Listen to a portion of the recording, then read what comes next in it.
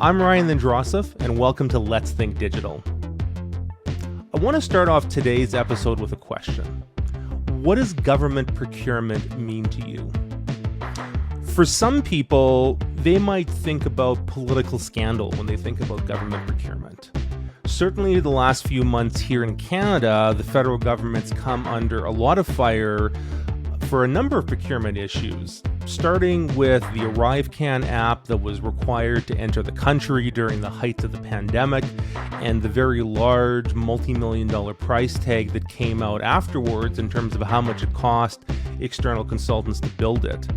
There's been recently, in the last number of weeks, an investigation looking into the role of management consultants in government, in particular the amount of money being spent on McKinsey and Company, but also looking at the broader issues of how management consultancies are impacting government policy. And if we think back, there's any number of government scandals linked to procurement, perhaps most famously in the last few decades, the sponsorship scandal back in the 1990s and early 2000s. And so for many people, they may associate procurement with this notion of political scandal that can go along with it.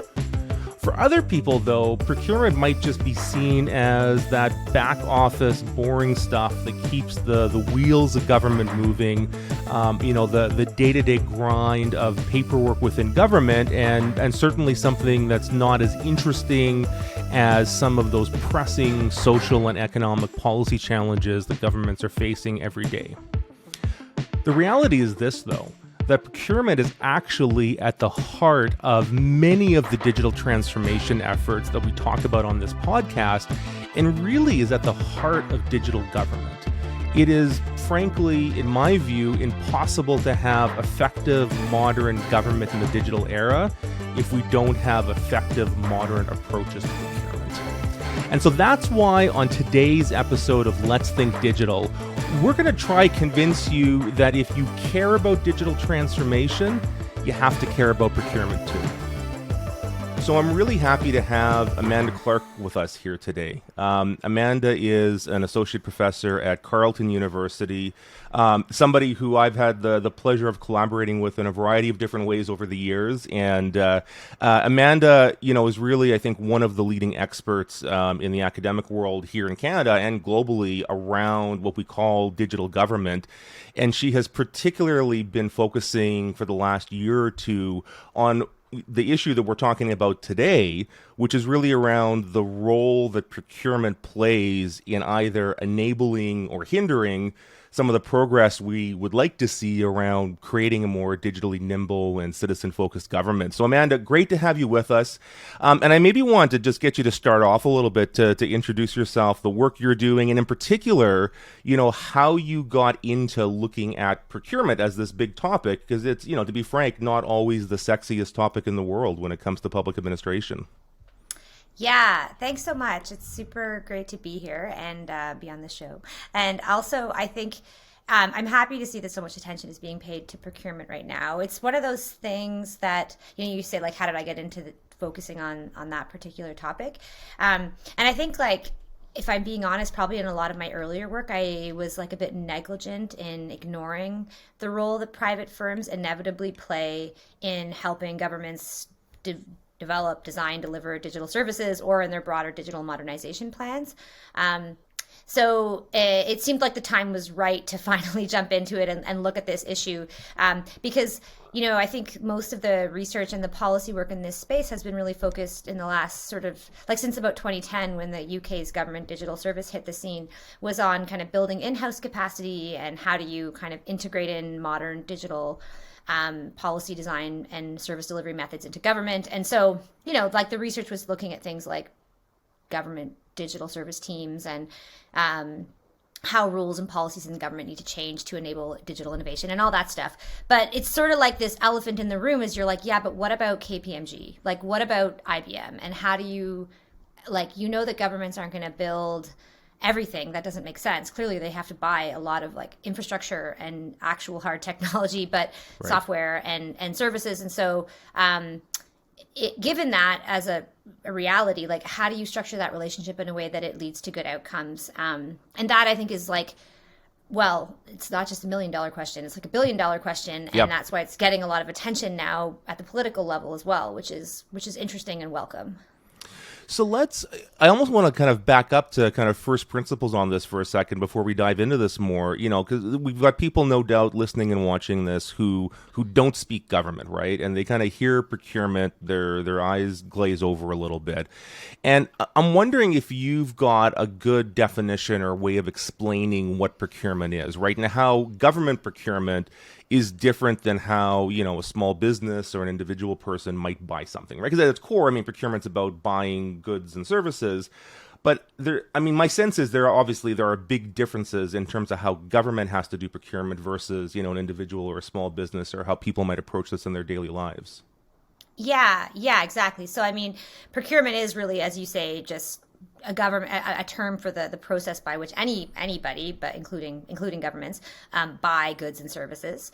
And I think where that purchasing is different in government than, say, in private industry or amongst like individual citizens is, one of the classic differences that always gets pointed to between public and private sector, which is that there's a public accountability piece. So when governments are using public funds through taxes to pay for things, you want to have, there's a higher standard of kind of expectations around things like transparency and, avoiding conflict of interest and ensuring that public funds are being used appropriately. So that's where a lot of the process and the rules come in play.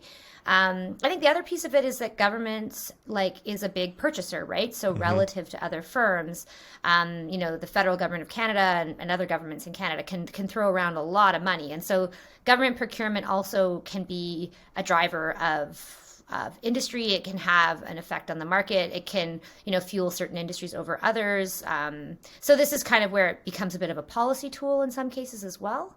And I think the third reason why it's unique to think about procurement in a government context is that there's a tension, a potential tension between building in-house capacity within the public sector, hiring public servants, updating their skills, making sure that governments are capable of producing their own goods and services, and having that core capacity to deliver, relative to sort of outsourcing it or buying it out. And that's where questions around procurement, does it hollow out the state? Is it part of a privatization agenda? And so that's where it starts to, I think where it's kind of a juicy piece of it from a government perspective. Yeah, and there's been an interesting history on this, right? And you and I have talked about this before in the past. I mean, I think back to, let's go back to World War II era, right? 1940s. And, which is still within living memory for some people who are around today. I mean, wartime measures, obviously, but government was able to build and procure, huge fleets of vessels and vehicles and materials, even in the post-war era, because of a lot of the technical innovation that got driven, out of necessity during that period. Government was seen as this real hub for research and development. A lot of the best and brightest wanted to work there, whether it was in cryptography or some of the, emerging computer science discipline. And then, over the decades, things changed, right? And in particular, I know you've talked with me about this in the past. There's kind of this period in the 1980s, particularly around kind of Reagan and Thatcher, and this idea of the state inherently being inefficient, and we should kind of slim it down. I'm wondering if you can maybe kind of unpack that a bit, because I guess the point that I'm kind of thinking about is that procurement hasn't always been the way it is now, right? There seems to have been this kind of ebb and flow over history, which, as you say, is sometimes linked to certain kind of political agendas or political ideologies. Yeah, I think on the sort of transition from the state being viewed as sort of an entrepreneurial actor that can really produce amazing innovations in a way that the private industry might not be capable of because of its ability to shape both regulation and put a lot of money on the table, and kind of convene actors. There's lots of tools at the disposal of government that make it a powerful player and potentially a very powerful actor in society. That seems like such a mundane and obvious thing to say, but we have in many cases sort of forgotten that, right? And a big part of that was the sort of neoliberal ideology of the 80s. Also, kind of economic downturns, which, over the years, have meant that I think we've kind of systematically, either by design or in some cases just through neglect, like failed to leverage the state as that kind of a powerful actor. You're starting to see the results of that come sort of to like fruition in a, well, that's the wrong term actually, because it's sort of like a rotten fruit, because Right. basically, now we have these issues of massive service failures, things like the Phoenix Pay system in Canada, or in the US, the classic example is healthcare.gov, but you don't need to go to those big examples. You see it all the time in the kind of the ways in which it's been, the state is falling behind in its ability to kind of meet modern digital service expectations and modernize its processes. And so part of that is just that, like, we haven't been bringing in those modern digital skill sets into the state. Instead, it was kind of primarily, something that we were outsourcing. Whenever there was a digital need, there was a huge reliance on private tech vendors and management consulting firms, especially. So, it's not surprising that we're in the mess we're in, because, we kind of like let the muscle atrophy. And then now it's like not capable of doing much heavy lifting, and no one should be surprised by that. Like, that's an inevitable outcome of that approach. So it's exciting though, however, despite the kind of mess we're in, to see this global orthodoxy that is catching on around, okay, we know we're going to have to buy from private firms, but what would it look like to have a kind of core of expertise in the state to be a smart shopper, to work effectively with these players, and also to build in-house when it makes sense to do so, and then kind of maintain digital systems after you buy or build them. And that's where things like the Canadian Digital Service come in, and where initiatives like even the Digital Academy at the Canada School and the work that is being done like broadly, including a lot of your work through Think Digital, in kind of building the digital capacity of the state. Yeah, because it's it's an interesting point, and I think it's useful not to have it get lost that I don't think anybody is realistically saying that government should do everything right in the digital space, right? Like, no one, I think, is legitimately suggesting the government should be building all of its own apps and software and hardware from the ground up. There's clearly cases where it just makes sense, right, to be able to buy something off the shelf or contract out.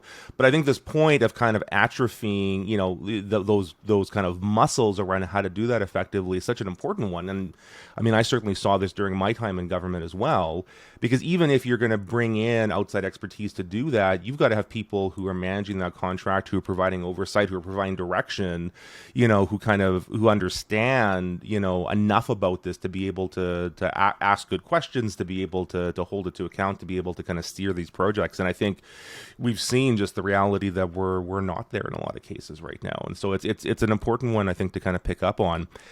So in this context, Amanda, I mean, you've been over the last year or two doing a really interesting kind of deep dive into IT procurement, particularly with the federal government here in Canada. Be wondering if you could take maybe a few minutes and just, share a bit of what kind of the big findings were behind this, what the genesis of the project was, and kind of where we are today. What's the current state of procurement when we're talking about federal government in particular here in Canada? Yeah. So basically, there were sort of like two streams to this research. So one side of it is interviews that I've been doing with public servants, not just in Canada, but also kind of broadly, internationally, to understand like what the relationship is between the public sector and private tech firms and management consultants in the digital sort of service delivery and transformation space. So speaking to people who are on the front lines in digital service teams, for example, or procurement offices, and getting a sense from them of like, how does this relationship, where should we be worried and what's working well? And there, I mean, it's been fascinating to hear the consistency across responses. It's largely, like you said, an awareness that this clearly matters to get this right, and that you're not going to build everything in-house. I only had, of all the interviews I've done, I think one respondent said, no, everything should be built in-house. And they were taking at it, if I'm being honest, more from a kind of pro-union perspective, as opposed to they had a kind of different like framework for evaluating. Right. But all that to say, so that was clear. And then, I'm happy to go into more of the findings around that on sort of like the conditions that like allow the relationship to be healthy. The other piece of the project, which is the one that's received a bit more attention in Canada recently, is looking at the Canadian federal procurement data. And this was done in partnership with a federal public servant, Sean Boots, who came and did a residency with us at Carleton for a period of time, which was great and a totally awesome like thank you Treasury Board and Canada School of Public Service for funding that and making it happen. It was wonderful. And so working with a team of RAs, Sean, who really did kind of the bulk of the work in kind of getting this beautiful website up to date, created a site that you can go take a look at, govcanadacontracts.ca. And essentially what we've done there is we've taken the data that was released through a proactive disclosure requirement of the federal government to describe all federal contracts, not just in the IT space, although that was our main interest. And we, turned it into a tool that makes it easier to search and analyze. And so from that project, we were able to then dig into the IT contracts specifically, which in some cases are hard to identify. It's not always obvious. There's tons of problems with the data and lots to do in terms of making it easier to be precise. But we could make some conclusions. And we basically wanted to evaluate the extent to which federal IT contracting aligns with best practice globally. And we know from studies like the Chaos Report, which was a US think tank that basically looked at IT projects, software projects in like both private and public sector, and through a whole, large scale data set, they sort of were able to determine that basically small contracts lead to success and large contracts with long durations, so high dollar value, but also many years included in the contract, almost always fail. So we created like a series of rules around like what would a good contract look like. The other piece of it we looked at was the extent to which open source was ever prioritized. We looked at questions about how much is spent on sort of buying contractors as opposed to paying for in-house IT staff. Our findings found that on all measures, the Government of Canada appears to clearly be breaking best practice in modern IT procurement. And so we put forward some recommendations to fix that. Recommendations that pick up, they're not taken out of nowhere. They're largely borrowed from what's working well in the UK and in the US context. So things like introducing spend controls, having caps on how long a contract can extend for, prioritizing hiring in-house IT expertise, like having kind of default to open source, all these things that are, to anyone in this space, like really obvious, but we wanted to really illustrate in a powerful way that like we're not following these rules, and that's why we're spending so much money and not getting much for it. So I'm hopeful that somebody who has power to change these things will pay attention to that.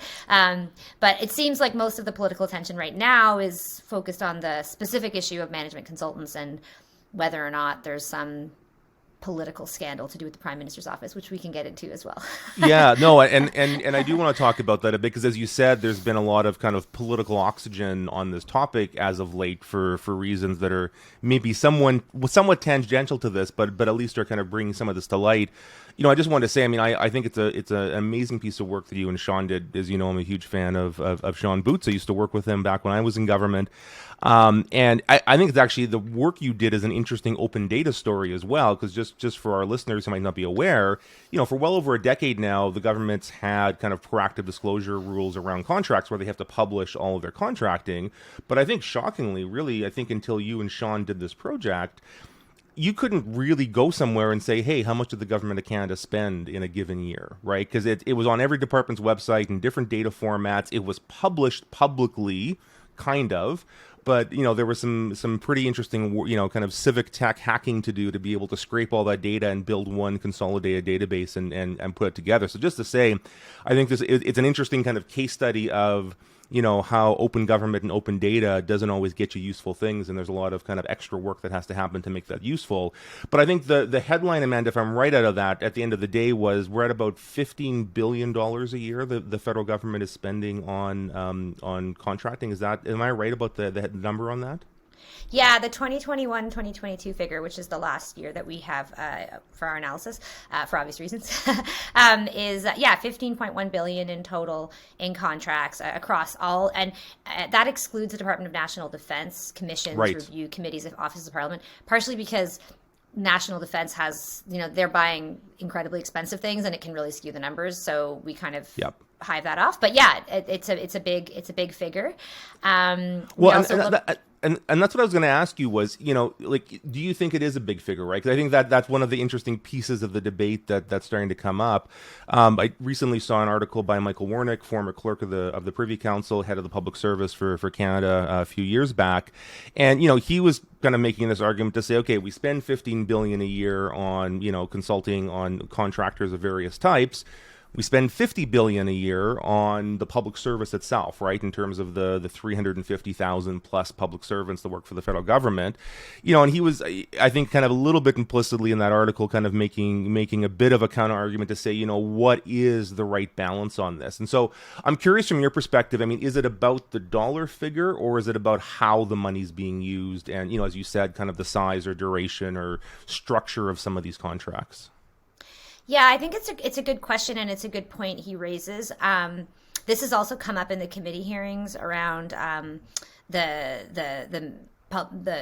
management consultants. So this is happening in the House of Commons. The Government Operations Committee is looking at this, and they've, the Mona Fortier, Minister for President of the Treasury Board, rather, was there this week saying, like the public service has also grown like at a proportionate rate to these contracts with management consultants. So maybe like this is just the cost of doing business is going up, right? And so I think to Michael Wernick's point, like, is 15 billion too much? I mean, not necessarily. There's no clear, like, if you had a very active government that was doing lots of things, like a very ambitious policy agenda or a really expansive view of social welfare, like, the cost of government would go up. And there's a lot of people who are very pro-government folks who would want to see that number go up because they right. would want more things, more social housing, more transportation, whatever. And so I think it's really the question of like how the money is spent and what accountabilities you have around it.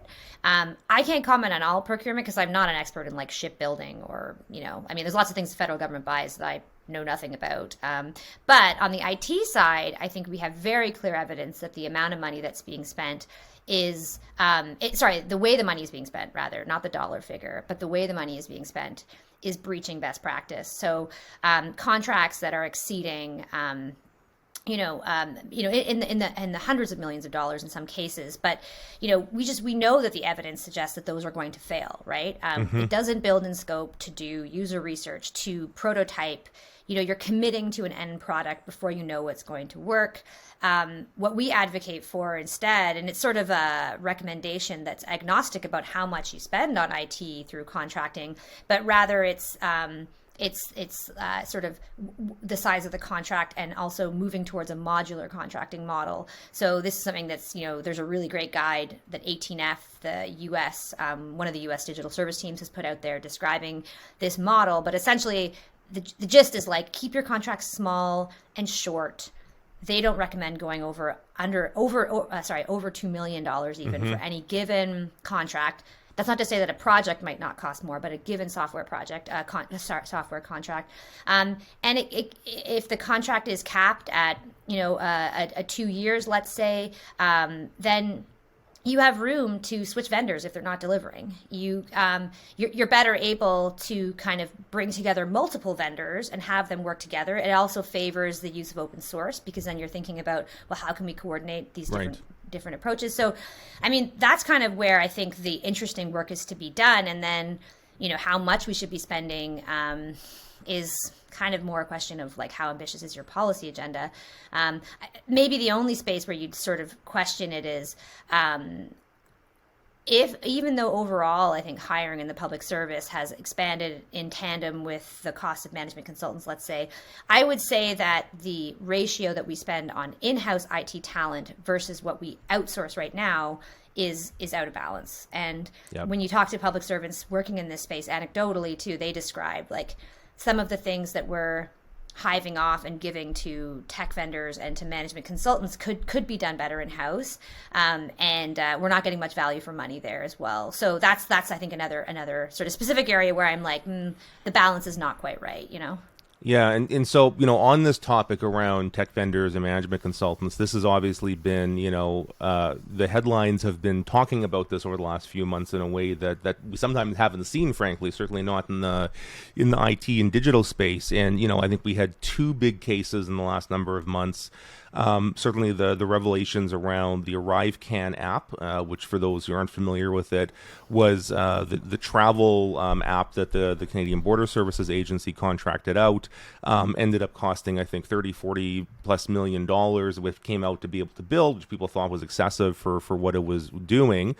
And then more recently, some revelations about the government spending a lot more money with McKinsey Consulting in particular for management consulting support around some different policy areas, and some concern about political influence given linkages in the past to the government on that. This has led to a number of parliamentary committees studying these two issues over the last few months. You have been invited, I think, to both of those studies to testify before the parliamentary committees, both around ArriveCan and McKinsey.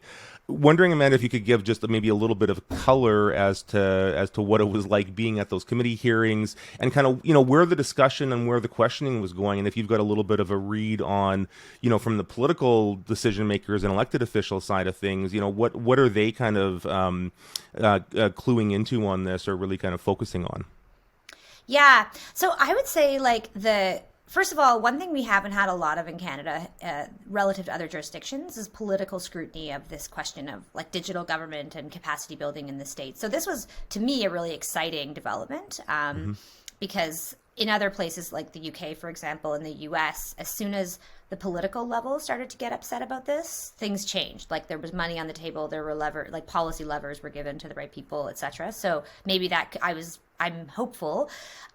I don't know if it's necessarily going to come out of this process, but because one of the, if I could track how I think this got on the agenda, I mean, you had the Globe and Mail for the past few years reporting on how much the federal government spends on McKinsey, and then as a result, I think management consultants generally captured the minds of these committee members. So they had actually 3 studies. They had a study initially just on outsourcing, which I was like, oh, this is cool, and then ArriveCan hit the news, and all the concerns around how much the federal government was paying essentially like a middleman agency to be a staffing agency and hire people to develop this app. And then the third study that hit was this McKinsey specific study, which actually is talking about the same things that those 2 other studies are talking about. So there's a little bit of confusion, and some of it is just driven by politics, and I get it. Mm-hmm. So what is the committee interested in? What are they asking about? There are definitely some committee members who are primarily concerned about McKinsey as a firm for its ethical record, and basically saying why is the federal government spending so much money, a great, because it's grown quite a lot for McKinsey. It's actually a smaller amount of money than other firms, but it has grown a lot in recent years. And so they're saying, why are we spending money on a firm that is implicated in driving the opioid crisis, or that is hosting corporate retreats next to basically, well, as one committee member is calling them, sort of concentration camps. And, there's lots of, I think, justifiable policy discussions to be had and about whether this passes sort of the integrity rules that we have for procurement in the federal government. And if it doesn't, if that's a failure of that regime. And to be fair, I think that when the Minister for Public Services and Procurement came, her deputy was actually very forthright about that and saying that maybe we do need to re-examine the integrity rules. So that's an interesting policy discussion that's happening. There's other committee members, though, who seem much more concerned about why are we spending money on these management consulting firms when this work could be done in-house? Why aren't we building the capacity of the public service? And that, to me, is the most exciting and important issue here, because we have, I think, the growth in reliance on management consultants in the federal government should be a cause for concern. And it's also an inevitable result, I think, of 2 things. One, not bringing in the right talent and expertise and modern competencies into government. And that's partially a failure of the HR process, which the committee has talked a little bit about, but I don't know if it's going to get much attention. But they're certainly aware that, the average time to hire in the federal government is too long, and the CIO, Catherine Luello, has done a good job of illustrating the issues just of a lack of talent in the Canadian market. So it's hard to get people into government. And I made some suggestions on how you could do that, and it would mean kind of creating a new regime, basically, to make it these special IT workers who are really in high demand, to make it more appealing for them to work in government. There's lots of things that could be done. So that's one part of it. The other part of it is like, even when you have that talent, and you do have a lot of talent in the federal government, like that's not the takeaway here. It's not like there's a bunch of public servants who don't know what they're doing. Far from it. I think it's that historically, and this is very well documented in the Canadian public administration literature, we've kind of mired federal public servants in excessive oversight and accountability regimes that really prioritize kind of top-down centralized control, and that make it very difficult and in some cases incredibly frustrating to try to be nimble in the federal government, to try to move forward initiatives. And, this is partially a response to a hyper competitive political and media environment. It's partially a nature, over the years in response to things like the sponsorship scandal and the grants and contribution boondoggle, and communications controls that were implemented or maybe strengthened under the Harper government. Like, there's lots of reasons why this exists, but that's the state we're in now. And I think unless you both deal with the talent pipeline issue into government and also free up current public servants to do the good work they're capable of, when a minister asks for something and they need it done quickly, they're probably going to turn to a management consultant who can get you a team tomorrow, and they will do anything you ask them to do, and they will promise, and they'll be able to deliver it. Is it good quality? Some cases, yeah, but in other cases, it's inappropriate to be spending that kind of money when you have staff on hand who should be doing that work, and frankly, who want to. Well, and there's, and there's inherently, and I say this as somebody who is, who used to be a public servant. I now, work as a consultant and do work on the other side of the fence with our company, Think Digital. There's a space, obviously, to get outside advice and outside expertise, and in some cases, there's specialized expertise that it might not make sense for government to have in kind of large pockets. But there's clearly an issue somewhere that, government writ large, but certainly senior management or elected officials are feeling like they can't get what they need from the public service, and they're having to go outside as a result of that. And I think one of the interesting paradoxes around this whole procurement question is, I think everybody hates the procurement process as it is right now. Staff in government hate the process. I can guarantee you that because I've been on both sides of it. It's slow. It's frustrating for them.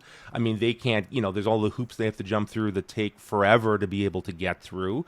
I think the procurement departments or the procurement organizations themselves are frustrated because, everybody's mad at them. It's they've got this burdensome set of rules they have to work with. The businesses who are trying to work with government don't like it, and I've been through this myself now, being on the other side, where even for somebody like me who kind of speaks government, I can navigate through these processes, but man, it is complex and opaque and difficult to go through, let alone if you're a small tech startup company in Canada that might have something valuable to do with government, there's no way you're going to even try navigate some of these very complex procurement rules. So all that to say, it's we've got a procurement system that everybody's unhappy with, it seems.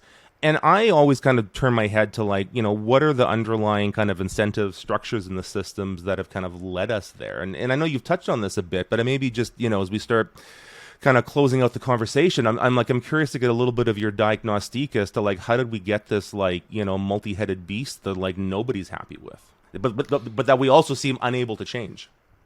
Yeah, and there's a whole field of research around rule proliferation in organizations and how these regimes can become more complex over time.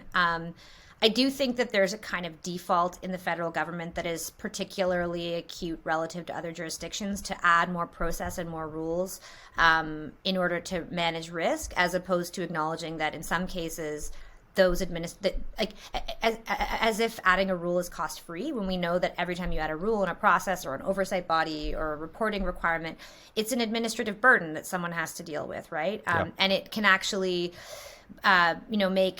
it doesn't necessarily de-risk a project. In some cases it adds its new risk because it means things are delayed or that people are not focusing on the actual outcome, for example, making sure a service makes sense to users. So this focus on internal compliance as opposed to does this generate public value as a metric of success, right? And so that's a pretty rampant problem across the federal public service, especially in the procurement space. One of the things that I've cautioned the committee about and that I'm concerned about is if the response to the if their recommendations are basically like, well, clearly procurement is out of control, we need more rules. Let's have let's add a new officer of parliament. Let's add new reporting requirements, and that will make this problem worse. Frankly, it also favors the incumbents because, as you know, there's the procurement process. Given it's burdensome for public servants, but it's also burdensome for firms, and so the more requirements you have, the more likely you are to just get big firms coming in. And I think. There's a whole, and this is where it gets exciting about thinking about what could good partnerships look like, right? And this came up in a lot of those interviews that I was doing. And, there's a whole range of firms on the outside of government now that are really focused on public value. Of course, they have a profit motive. I mean, it's a consultant. That's the nature of their business. But they also are aligned with they have the values of wanting to kind of build public sector capacity, leave government stronger than they found it. Often these newer consulting firms in the digital space are staffed with sometimes former public servants, which in some cases, I think a lot of these other firms are too, but they're kind of from the digital space, and there's a fluid boundary in the gov tech space, right, between actually working in the public service and working for some of these kind of civic tech type organizations. And these firms don't partner much with the federal government, and it's a huge untapped resource. And so I'd like to see us thinking more about how we create space for those kinds of firms to partner with the state and provide surge capacity, so that it's kind of like a two-track thing. On the one hand, we're going to build a lot more capacity in government by loosening up the rules, creating space for people to actually be nimble and apply these methods without having to constantly convince people that it's okay to do things like user research, for example. Yep. Bring more talent in, but then also think about what the ecosystem outside government looks like and how you can better kind of work with some of these kind of public value oriented, mission driven type organizations. I guess what I'd say, if I could be blunt, is the minister of the president of the Treasury Board and also the Minister for Procurement both repeated in their testimonies to the committee that they really felt it was responsible and prudent to turn to outside players to check the work of government, that working with management consultants, especially on things like digital initiatives, was an essential way. It's like a responsible policy approach because you're not just working in-house in an insular way. And I thought that was both true and untrue, because no one's saying that public servants should do this all on their own, far from it. But if I had to turn to an outside player, I wouldn't turn to KPMG, I wouldn't turn to McKinsey for modern digital expertise, maybe in some cases, but these aren't the people who should be checking your work, or who you should be, I think, turning to for surge capacity on digital delivery. That's not where that expertise strictly lies. Well, and there is, I think there's a risk for government writ large, where if it as an organization feels that it doesn't have the capacity itself to decide what's good and what's not in this, what does good digital service delivery look like, that's a fundamental weakness in my view of the state, right? Because if you're completely dependent on outside organizations to tell you if this is good, bad, ugly, or somewhere in between, you're, as we said at the beginning of this conversation, it's a symptom of that hollowing out of the capacity within the state to be able to do this. And I think that's concerning, right? That disconnect, that somehow there's been kind of a lack of trust between the public service and political leaders, in it seems like in some cases, where they feel like they're not getting the types of answers and responsiveness they need. But I think you're bang on, Amanda, in terms of kind of where that problem is stemming from. It's these successive layers of rules, accountability regimes, etc., that, in my view, kind of give us the illusion of de-risking, but actually, we still have huge project failures, right? What it does is it alleviates any individual person from taking, accountability, because they can say, well, I checked off the boxes on the checkbox, right? I did the governance process, and things like Phoenix then happen where, no individual person seems to be accountable for that, yet we have a massive system failure, even though it checked off all of the boxes in the governance processes all the way through, right up until the moment that it launched and it spectacularly didn't work. Right. And that's problematic. Especially when there were signs throughout that it was going to fail, right? And the Auditor General at the time, his appraisal was Michael Ferguson, I guess, at the time. It was basically that, this was a product of a lack of courageous leadership in the federal government, that we have a kind of, move things along and check the box, but don't stick your neck out type culture. I think we need to really look at that. This also came out in a study that was produced out of the Brian Mulroney Public Policy School at St. FX recently, I think in partnership with the IOG in Ottawa. Yes. Basically finding that, senior leaders in the federal government don't feel like they can speak truth to power anymore. So there's this issue of I think not having leaders who are willing to call out failures as they're coming and try to work in new ways, because that's viewed as risky, even though the current status quo is clearly leading to these risky and problematic failures. The other part of it, though, is I do think we have a senior leadership that has never been asked to understand technology, right? It's never been, it's always been hived off as something that the IT folks do. And even then it was IT is probably just going to contract it out. And we have to really break that myth, understanding digital, understanding how it plays into your policy program, or the kind of broader service mandate of your department. That needs to be something that you understand intimately as a public sector leader. You don't have to be a developer or a coder, I'm saying, but I think just pretending that the IT stuff is a nice add-on that can happen later, as opposed to something that needs to be baked into early kind of policy planning, and that you are taking an active role in overseeing and managing. That's really a problem, that we don't have that expertise. And there's going to be a combination, hopefully, of more executive training in this space to try to remedy that.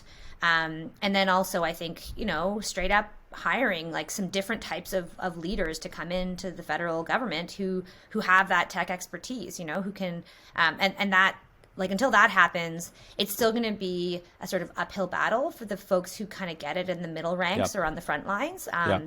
Because you need your deputy to be excited and to demand that a project has modular contracting or has user research baked in. If they're not asking for it, you're not incentivized to do it, right? Yeah, well, and I would argue you need your deputy to think that way. You also need your minister to think that way. I think we're going to need both, public service leaders and political leaders to be able to think intelligently and nuanced about these issues in a way that's going to drive it forward. And you're speaking my language, as you know. I'm passionate about this issue around digital leadership and capacity building and getting there. Amanda, I mean, last question for you as we kind of wrap up what has been a fascinating conversation on this.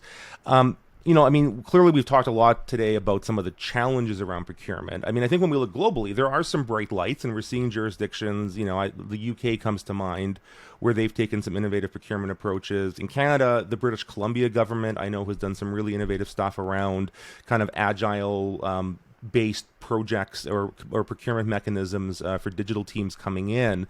So there seems to be some movement happening in places around the world. What's your, maybe kind of a closing thought on this? How optimistic or pessimistic are you about change coming? I mean, we, as we've said, there's a little bit of political attention on this right now, which is great. What's your gut sense as to if this is going to turn into anything real?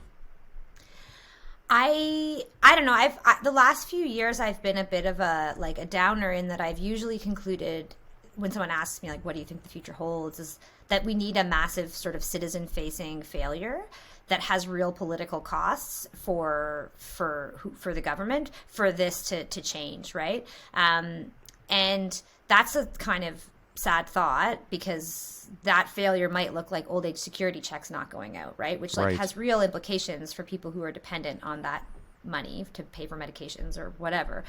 So I hope we don't have to go there, but in other cases, that seems to be the way you get this change. This committee, I think partially because there's this question of, is the Trudeau government favoring McKinsey as a kind of buddy-buddy relationship? That's becoming a bit of a distraction from what I think is the core issue. I mean, I'm hopeful, though, in as much as, I've actually been impressed with members of the opposition. I think MP Stephanie Kusi, for example, who is, likely slotted to be working as a future president of the Treasury Board if there's a change in government. She seems to be really paying attention to this issue of public sector capacity. And I'd like to see a future government, whether it's I don't know. I feel like maybe the Trudeau government, they started off with a lot of ambition around public sector reform, and it hasn't really gone anywhere. So it doesn't have to be another government, but I could see it being something that maybe this could be a way to drive that interest in a future government. I think the problem is always that most Canadians don't really care about civil service administration. Right. That's not something that's a hot button political issue. And so it doesn't tend to be something that a government's willing to put a lot of effort into. It's also one of those classic kind of issues of the electoral cycle, doesn't favor things that take a long time to change, because by the time you improve HR processes and build the digital capacity of the state and clean up procurement, it might be like the other ones who are in power and benefit from that, right? So it's not an immediate win, and it's also not a win that has a lot of salience per se. So I think the work for people like you and me is to try to translate to political leaders why not building digital capacity will affect the things they do care about. Like, it means you won't be able to deliver on all those policy proposals you've put out there. Or if you're a kind of political leader who's concerned about efficiency within the state, that's another narrative that we could play into as well. So I think it's a failure as well, perhaps, of the kind of advocacy community around this, like myself included, to really translate to Canadian public leaders why it's frankly absurd and irresponsible that we continue to manage the federal public service the way we do. I think we have to do a better job of communicating why that needs to matter to them, basically. Yeah, no, it's a great point. I always like to kind of say that I think digital as a topic is a nonpartisan issue, in a sense that everybody wants, I think across the political spectrum, wants government to be more effective, more efficient, to work better, to be more modern. But I think you're right, and this has been a thread that's come up a few times in some of the podcast episodes we've had so far, is that perhaps we have not done a good job of making the case around that and why it matters. So let us hold out hope that, some of this attention it is getting right now does translate into tangible action. I think it's an interesting moment, in these discussions. And, I'm personally happy that it's a bit more on the radar now than it has been in the past. And frankly, Amanda, happy that you've been able to be speaking about this publicly and getting involved in the conversation and the work that you and Sean and others have done. I think sometimes having numbers and actual research behind this makes it much more concrete than the sometimes abstract discussions we have about it. So really glad you could join us today to unpack these topics a little bit. And I suspect it's something we'll be talking about more in the future. So thanks again so much, Amanda. Really great to have you here. Thanks so much. This was a lot of fun, Ryan. So a big thank you to Amanda for joining us today. Amanda is really one of the leading academic experts in Canada around how government is modernizing itself in the digital era, and feel very fortunate to have her on the podcast and have the opportunity to work with her more broadly in the work that we do at Think Digital. I really encourage you to check out her work, including the website she mentioned, which contains the result of the large procurement study that her and her team did, which is available at govcanadacontracts.ca. So what do you think? We'd love to hear from you about what you thought about this episode and your thoughts on this topic around government procurement and the links to digital transformation. You can reach out to us on social media using the hashtag Let's Think Digital, or email us at podcast@thinkdigital.ca. And remember, if you like what you've heard, please spread the word. Give us a 5-star review on your favorite podcast app. Let others know about the podcast, and like and subscribe if you're watching us on YouTube. Today's episode was produced by myself, Wayne Chu, and Mel Han. Thanks so much for listening, and let's keep thinking digitally.